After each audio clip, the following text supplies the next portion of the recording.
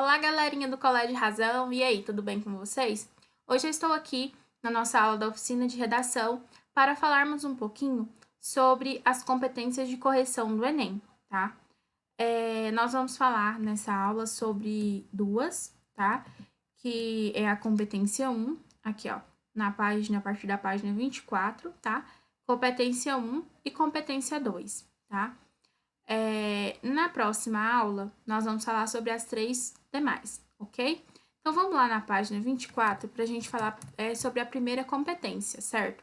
Porque se vocês, né, estão escrevendo, né, textos dissertativos, argumentativos, né, baseando-se no tipo de texto do Enem e nas tipologias, né, do próprio exame, então nada mais correto, né, que vocês saibam, né, como que cada competência avalia, certo?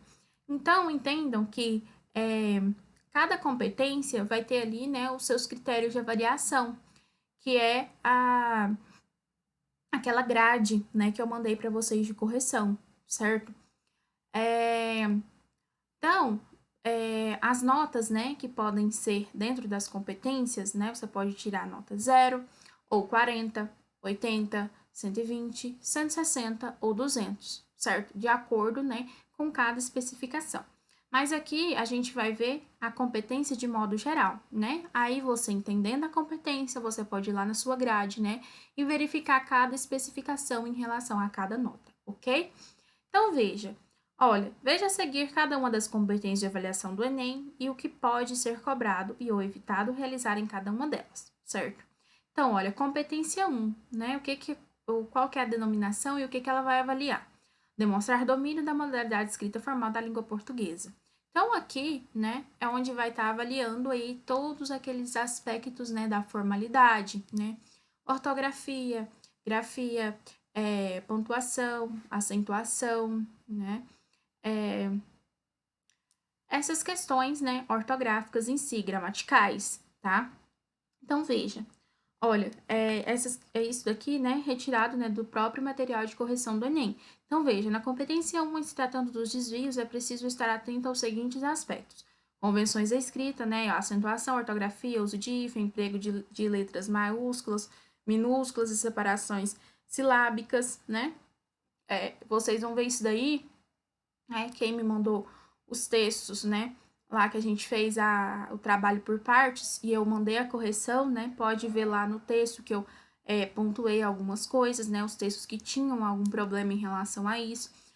Fiz a colocação de acordo com a correção classificatória, né, que foi a dos símbolos. Vou mandar para vocês a tabela para vocês verificarem, né, de acordo com o símbolo que tá lá, o que significa, o que vocês têm que melhorarem, certo?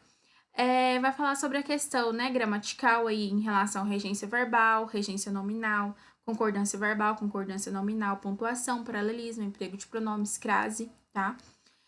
Escolha de registro, né, a adequação à modalidade escrita formal, isto é, a ausência de uso de registro informal e ou marca de oralidade, né, às vezes eu coloquei lá no texto também.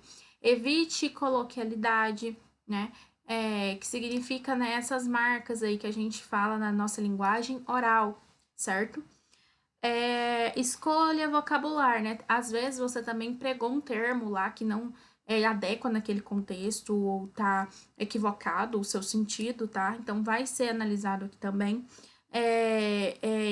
Escolha vocabular, emprego de vocabulário preciso, né? O que significa que as palavras selecionadas são usadas em seu sentido correto e são apropriadas ao contexto em que aparecem, certo? Então, basicamente, a competência 1 analisa isso, tá?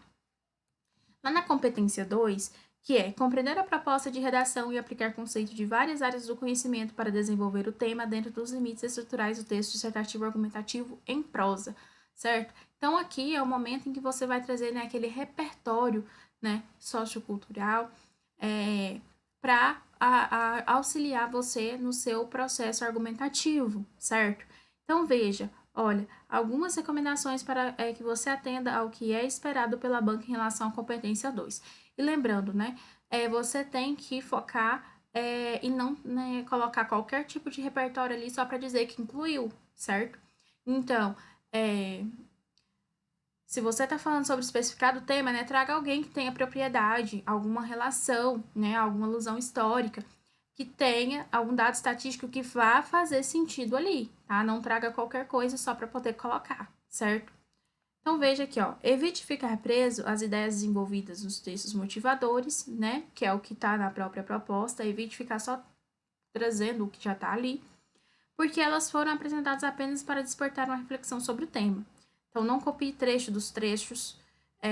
não copie trechos dos textos motivadores, né? A recorrência de cópia avaliada negativamente fará com que sua redação tenha uma pontuação mais baixa, tá?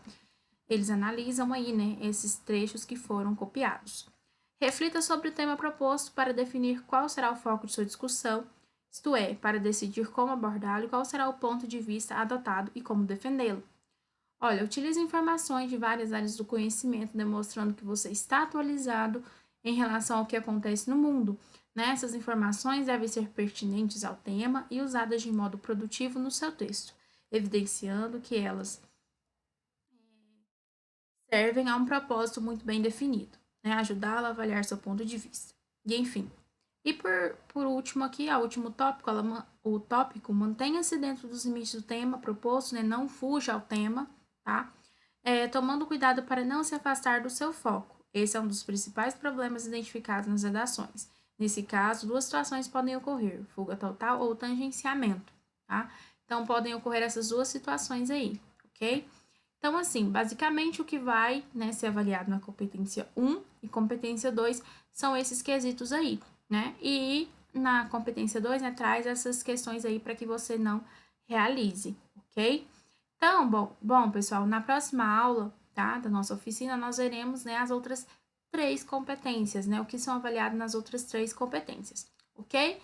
Agradeço pela atenção de vocês, muito obrigada e até a próxima. Um abraço!